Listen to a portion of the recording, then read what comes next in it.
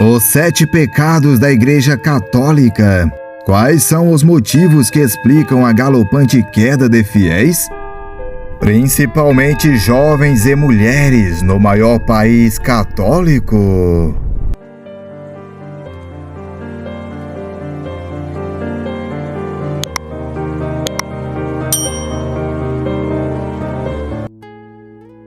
Faz cerca de 140 anos que o número de católicos no Brasil segue ladeira abaixo. No século XIX, precisamente em 1872, o conglomerado de brasileiros que se assumia fiel à Igreja Católica beirava a totalidade da população, 99,7%. Durante os 100 anos seguintes, a cada década que se encerrava, aproximadamente 1% abandonava a religião.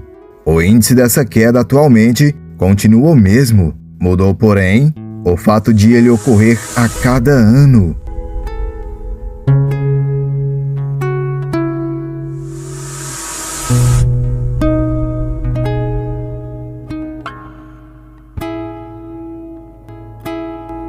Essa aceleração no declínio foi constatada pela pesquisa Novo Mapa das Religiões, realizada pelo Centro de Políticas Sociais da Faculdade Getúlio Vargas. Ao processar microdados da Pesquisa de Orçamentos Familiares, ou POF, produzida pelo Instituto Brasileiro de Geografia e Estatística, o IBGE, em 2003 e 2009, os estudiosos capitaneados pelo economista Marcelo Neri constataram que nesse intervalo de 6 anos, cerca de 6% da população deixou a religião romana, decresceu de 73,7% para 68,4%.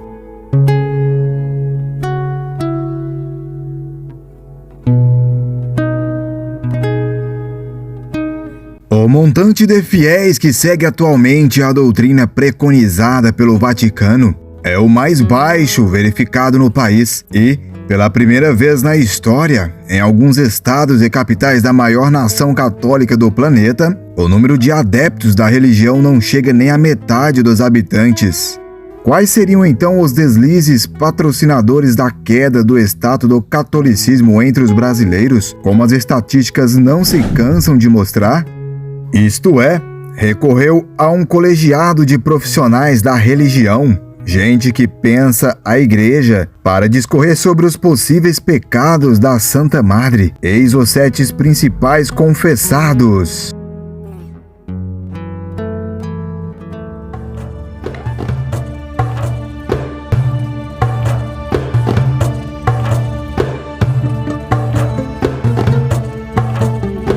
Um de 7. Romanização na Igreja. É cantada em prosa e verso já há algum tempo a rejeição dos fiéis contemporâneos a autoridades religiosas que impõem doutrinas e ritos. Imposição, obrigação e restrição são palavras proscritas em um cenário no qual cada vez mais as pessoas se habilitam a estar no comando do próprio destino. A Igreja Católica, no entanto, caminha na direção oposta, vive um momento de reinstitucionalização de seus fiéis, de os disciplinar para que aprofundem a sua fé. Os bispos defendem um contato maior com os bens religiosos, com missas e novenas. Esse processo preconizado pelo Vaticano é conhecido como romanização do catolicismo. O Papa prefere uma igreja menor e mais atuante, em vez de uma maior, sem atuação coerente e consistente, afirma o cientista da religião Jean-Mo Sang, da Universidade Metodista do Estado de São Paulo, a UMESP. A estratégia fortalece o fervor de uma minoria praticante, mas traz uma consequência não intencional da perda de adesão de católicos difusos. Esse efeito rebote, somado à procura cada vez maior da população por curas e milagres que resolvam rapidamente seus problemas, tem levado esses católicos a migrar para outras denominações ou incorporar o grupo dos que fazem contato com o divino, sem o intermédio de uma instituição. A igreja prefere que as pessoas que buscam soluções imediatas por meios de milagres não permaneçam nela, diz o teólogo jesuíta João Batista Libânio. Diminui-se o número de católicos, mas, por outro lado, aumenta-se o dos praticantes conscientes.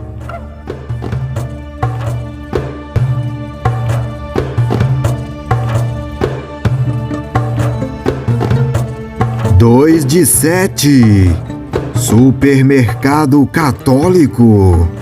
Párocos têm relatos que seus templos estão existindo à imagem e semelhança de supermercados. Percebem que é cada vez maior o número de fiéis que procuram a igreja ocasionalmente em busca de serviços religiosos como casamentos, missas de sétimo dia, batizados e bênçãos de lugares e objetos, tratado como produto. O casamento, só para citar um dos bens católicos, se torna um evento alheio à doutrina. Há casais que trazem o CD da novela que faz sucesso para tocar na cerimônia. Se você se nega, alguns inconformados batem boca com você, viram as costas e procuram quem o faça. Conta o padre José João da Silva, da paróquia São José Operário, em Itaquera, na zona leste de São Paulo. Vivemos uma igreja fast food.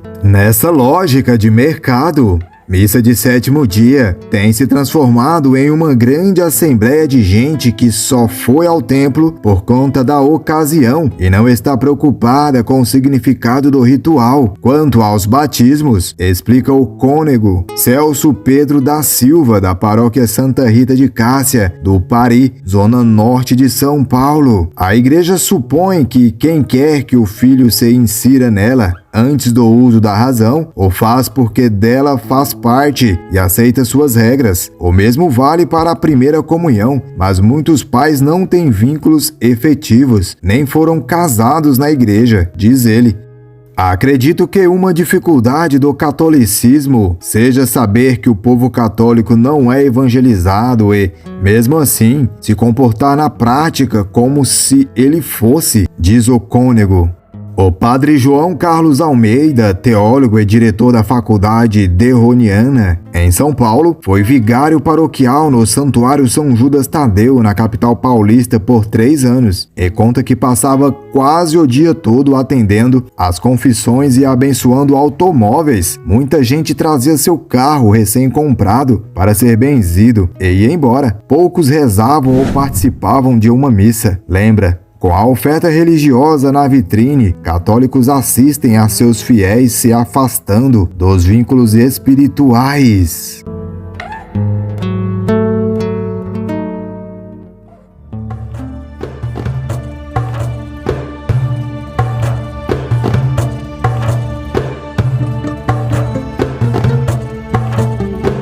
O terceiro de 7. Fuga de mulheres.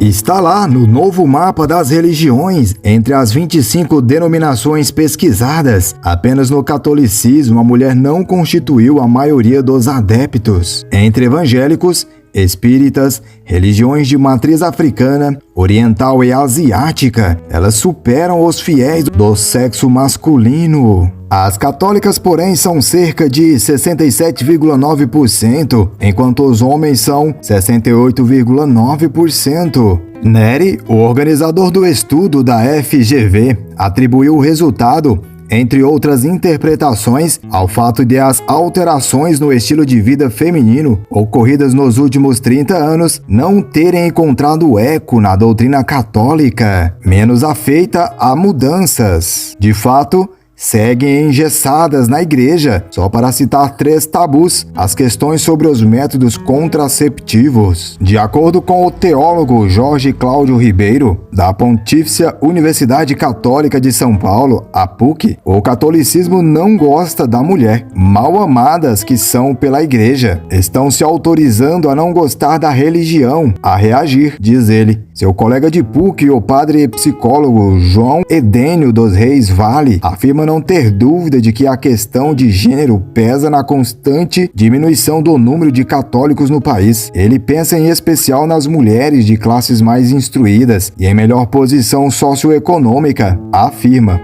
Essas não só percebem como discutem e não aceitam as posições da igreja em relação a uma série de questões que a afetam e inclui discorrendo sobre a não participação clerical feminina. Elas reivindicam um papel novo e ativo na vida da instituição.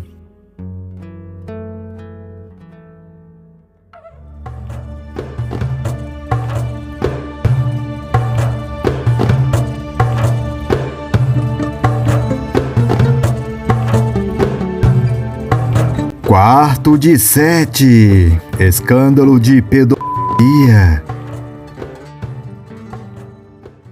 Em 2002, um grupo de mais de 500 pessoas levou à justiça americana denúncias de abusos sexuais cometidos por sacerdotes e membros da Arquidiocese de Boston, nos Estados Unidos. Esse escândalo foi a chama que fez arder uma fogueira de denúncias mundo afora, inclusive no Brasil. Na Irlanda, só para dar a dimensão do problema, a pedofilia é acobertada por 6 décadas pela hierarquia católica. O local foi fechado por 6 décadas, foi taxada pela Anistia Internacional como o maior crime contra os direitos humanos já registrado na história daquele país. Para uma instituição que tem como bandeira a verdade sobre o mundo, ser atingida por problemas éticos que constitui crime representou um duro golpe. E a mazela dos escândalos de abuso sexual envolvendo crianças afastou muitos simpatizantes do catolicismo. É o que defende o cientista da religião, Sang. O militante não terá sua fé abalada, mas os que se sentiam católicos por uma afinidade da infância ou inspirados em alguma figura pública podem ter deixado de ser por causa desses fatos. E para piorar, a igreja não foi hábil na cicatrização da ferida. Ela trabalhou a questão na base do segredo e do corporativismo. A lógica interna de uma instituição que se protege e não ventila o problema levou a ampliar o fenômeno, tornando-o uma sensação nos meios de comunicação, afirma a socióloga da religião Brenda Carranza, da PUC de Campinas. Só há pouco tempo, o Papa decidiu ordenar que os bispos abrissem normativas internas contra padres suspeitos de serem pedófilos e informassem as autoridades civis. Em setembro, ao visitar sua terra natal, que perdeu 180 mil adeptos no ano passado por conta dos abusos sexuais praticados por sacerdotes, disse: "Posso compreender que, em vista de tais informações, alguém diga, esta já não é a minha igreja."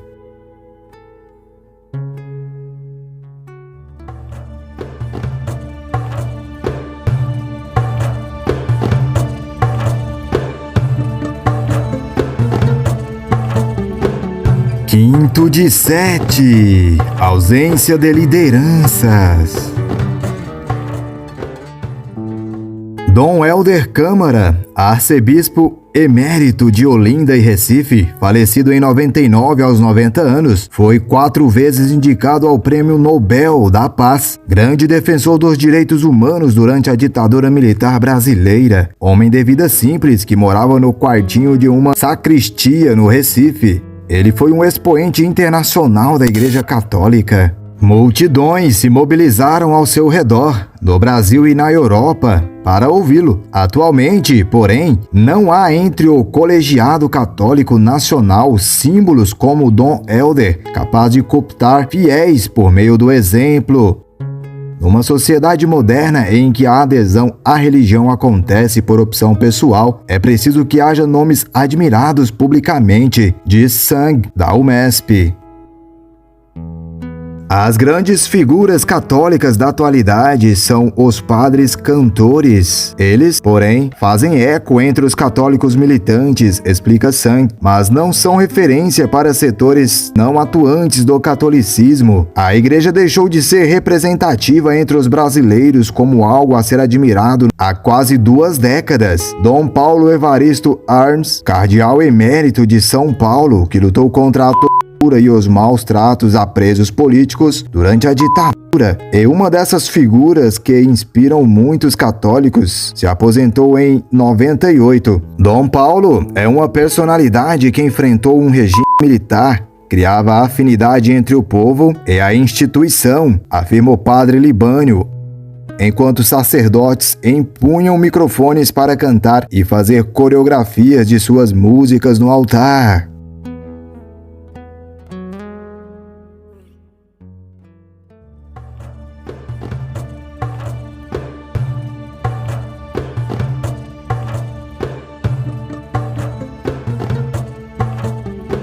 O 7º pecado: perda de identidade social.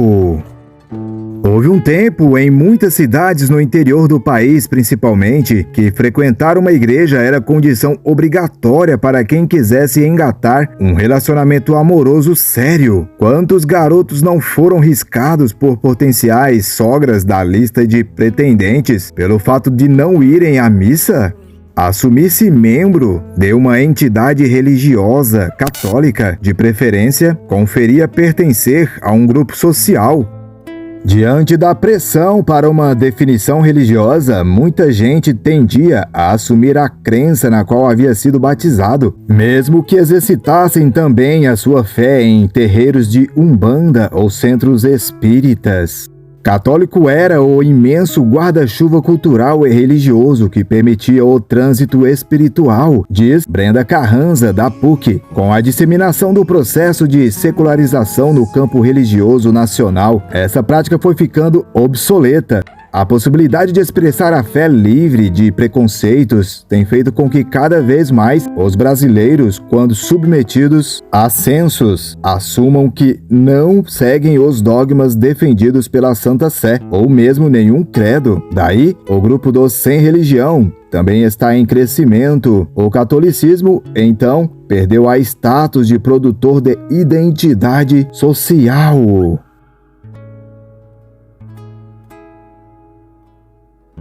O Aprenda Mais não tem a intenção de difamar a religião, muito menos a denominação citada. Afinal, qual denominação não tem os seus pecados, não é mesmo? Se você gostou do conteúdo, se inscreva, deixa o like. Foi um grande prazer ter você com a gente. Te espero no próximo. Forte abraço. Tchau, tchau.